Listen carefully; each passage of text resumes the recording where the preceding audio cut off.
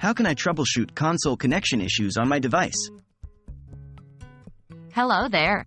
Today, we are going to discuss a common problem many of us face: console connection issues on our devices. We will walk through the steps to troubleshoot these issues and get your device running smoothly. Remember, troubleshooting is a process of elimination, so be patient and thorough.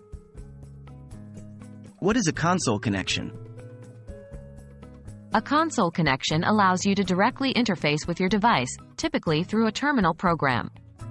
This kind of connection is often used for configuring and troubleshooting hardware like network switches, routers, and servers.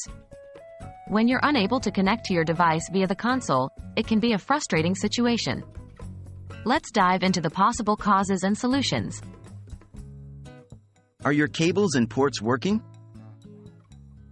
The first thing to check when experiencing console connection issues is the physical connections. Check all cables and ports involved in the connection.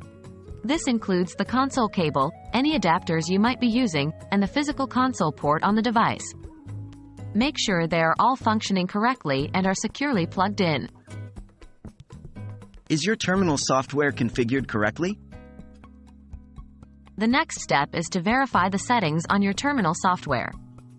Most devices require specific settings for console connections to work properly.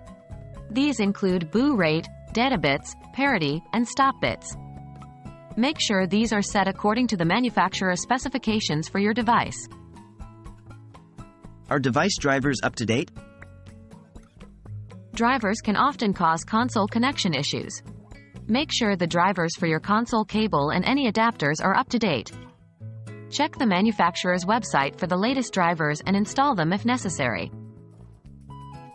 Is the console port on your device working? If you've checked everything else and still can't connect, there might be a problem with the console port on your device. If possible, try connecting to a different device using the same cable and terminal settings.